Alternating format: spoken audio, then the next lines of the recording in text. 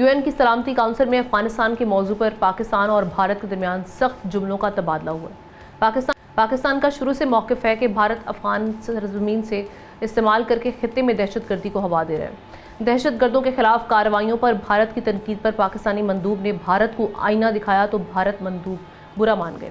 بھارتی گٹھ جوڑ سے افغانستان کی موجودہ رجیم کے غیر قانونی اقدامات اور دہشت گردوں کی مبینہ سرپرستی کے خلاف اب صرف خطے میں ہی نہیں بلکہ عالمی سطح پر بھی آوازیں اٹھنے لگی ہیں۔ امریکی وزیر خارجہ مارکو روبیو نے آج افغانستان کو ناجائز حراست کی سرپرستی کرنے والی ریاست قرار دیتے ہوئے کہا ہے کہ طالبان مراد حاصل کرنے کے لیے دہشت گردی کو ہتھیار بنا رہے ہیں اور یہ دباؤ امریکہ پر اثر انداز نہیں ہوگا۔ دوسری جانب افغان رہنما احمد مسعود نے طالبان رجیم کے زیر سایہ دہشت گردوں کی محفوظ پناہ گاہوں کو بے نقاب کر دیا۔ اب یہ جو ساری سچویشن بن رہی ہے، افغان طالبان پر کس حد تک پریشر اور کیا اس کا رسپانس ممکنہ طور پر کیا آ سکتا ہے؟ ظاہر شاہ شیرازی صاحب سینئر اینالسٹ ہمیں جوائن کر چکے ہیں۔ شاہ صاحب، سب سے پہلے تو ہم یہی دیکھ رہے ہیں مارکو روبیو کا یہ جو سٹیٹمنٹ ہے یہ کتنا امپورٹنٹ ہے، اس پہ طالبان رجیم پریشر محسوس کر کے کیا کوئی اس کا پازیٹیو رسپانس آئے گا، وہاں سے کوئی ایکشن لینے کا سوچا جائے گا؟ اور اس کے ساتھ ساتھ جو UN کی سلامتی کونسل میں ایک بار پھر ہم نے اس مسئلے کو ہائی لائٹ کیا ہے، تو یہ اس کا جب ہم ایسے پلیٹ فارم پر بار بار یہ چیزیں ہائی لائٹ ہوتی ہیں اور اب تو ہم دیکھ رہے ہیں کہ ایکسچینج ہوا ہے وہاں پر جملوں کا، تو اس کا امپیکٹ کس حد تک آتا ہے؟ دیکھیں، میرے خیال میں مارکو روبیو کا یہ ٹویٹ، اس کو ہم دو اینگل سے لے لیں گے۔ مجھے یہ انتہائی خطرناک بھی نظر آتا ہے وہ خطے کے حوالے سے۔ اس کی بڑی وجہ یہ ہے کہ اگر آپ لارجر کانٹیکسٹ میں دیکھیں تو اس وقت مڈل ایسٹ میں ایران نے کم از کم 12-13 جو امریکن بیسز تھے ان کو آلموسٹ ڈسٹرائے کیا ہے یا ان کو ناقابل استعمال بنا دیا ہے۔ دوسرا، امریکی وہاں سے ایگزٹ کر رہے ہیں۔ تو اس وقت مارکو روبیو کا افغانستان کی طرف رخ کرنا اور افغان طالبان سے پھر مطالبہ کرنا کہ مارک کوئل اور جو محمود حبیبی ہے اس کو چھوڑا جائے، اس سے پہلے بھی ہم دیکھیں طالبان نے 2-3 جو امریکن ایک جو ہے وہ اٹلانٹک ایئر لائن کا میکینک تھا ان کو، اس کے علاوہ جو ہے فیرہائل ایک خاتون وزٹر تھی ان کو، اس کے بعد 1-2 ایسے لوگوں کو جو ہے وہ ایکسچینج میں چھوڑا اور اس کے بدلے آپ یاد پڑتا ہو کہ بشیر نورزئی ایک سب سے جو اہم افغانستان کا ایک بہت بڑا ڈرگ بیرن اور ڈرگ اسمگلر تھا، اس کی رہائی جو ہے انہوں نے انشور کرائی۔ اور یہ بشیر نورزئی وہ شخص ہے جس نے ملا عمر کے ساتھ مل کر افغان طالبان کی جو تحریک تھی TTA تحریک طالبان افغانستان، اس کی بنیاد رکھنے میں ساری فائنینسنگ اس نے کی تھی۔ تو آپ اندازہ لگا لیں کہ افغان طالبان اس وقت وہ مذہب اور شریعت اور ان تمام معاملات سے ہٹ کر دنیاوی معاملات پہ ڈیل کر رہے ہیں۔ اور جو مارکو روبیو کا دوسرا اینگل ہے وہ ہم کہہ سکتے ہیں کہ پاکستان کے مطابق کی انڈورسمنٹ کر رہا ہے کہ افغان طالبان TTP BLA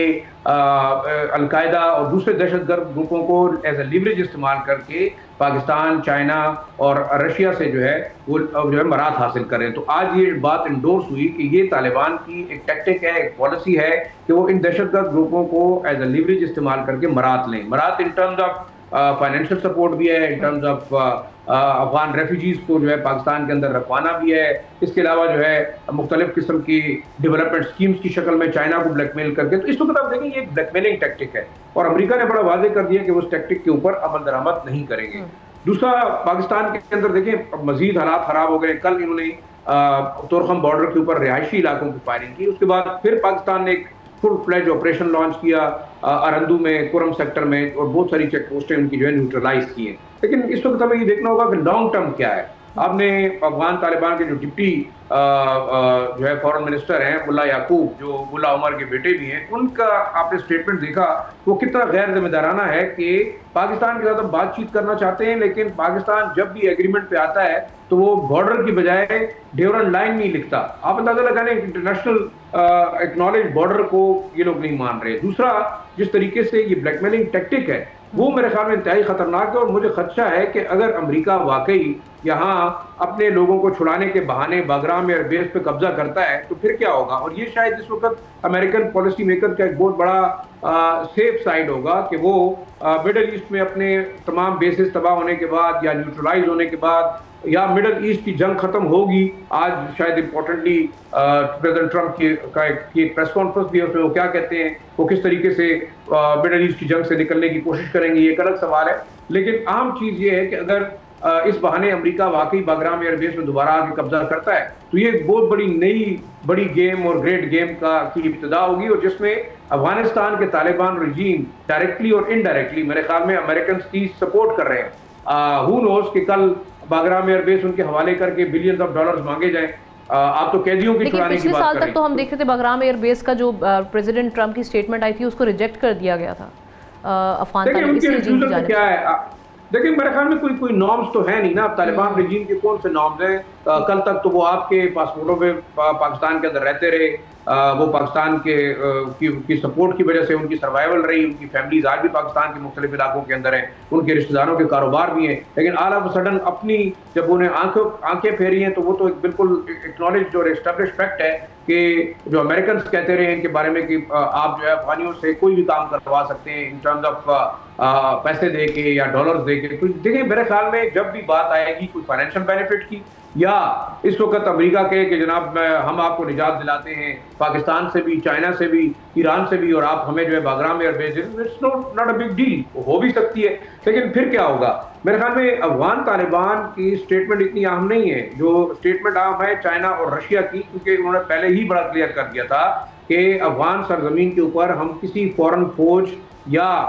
جو ملٹری ارائیول ہے اس کو کبھی بھی بیسس کو جو ہے نا وہ ایکنالج نہیں کریں گے، اور یہ خطرناک اس لیے ہوگا کہ باگرام اگر واقعی امریکنز یہاں آتے ہیں تو رشیا، چائنا، پاکستان، ایران یہ سب ان کے ریڈار پہ رہیں گے، اور یہ ایک سب سے محفوظ ترین جو ہے نا بیس ہوگا، کیونکہ کم سے کم 50 کلومیٹر تک یہ پھیلا ہوا ہے، اور یہاں آپ کو کہیں سے نہ ایرانین اٹیک کا خدشہ ہے، نہ کہیں خودکش حملے کا خدشہ ہے۔ افغان طالبان میرے خیال میں ریزسٹ نہیں کر سکیں گے، تو یہ صورتحال مڈل ایسٹ کی صورتحال کو آپ افغانستان کی صورتحال سے الگ جو ہے نہیں لے سکتے۔ دوسرا آپ دیکھیں انڈین کی آپ نے جو بات کی، انڈیا نے جو ہمیشہ ایران کے ساتھ دوستی کے جو ہے نا دعوے کرتا رہا ہے، اس کے پیٹھ پہ چھرا گھونپا ہے۔ اس وقت آپ دیکھیں جتنے جو یو ایس یا اسرائیلی جو لاجسٹکس ہیں وہ انڈین پورٹ سے فراہم کی جا رہی ہیں، اور میں بھی انڈین ایئر اسپیس بھی استعمال ہو سکتی ہے۔ تو کل اگر مطلب امریکہ بیٹھتا ہے، انڈیا جو ہے نا وہ ادھر سے سپورٹ کرتا ہے، تو بڑی مشکل صورتحال پاکستان، ایران اور سب مسلمان ملکوں کے لیے پیدا ہوگی۔ بالکل ٹھیک، تھینک یو سو مچ ظاہر شاہ شیرازی صاحب، اس پر اپنا تجزیہ پیش آگے بڑھتے ہیں ناظرین۔ سبسکرائب کریں اور بیل دبائیں تاکہ کوئی خبر رہ نہ جائے۔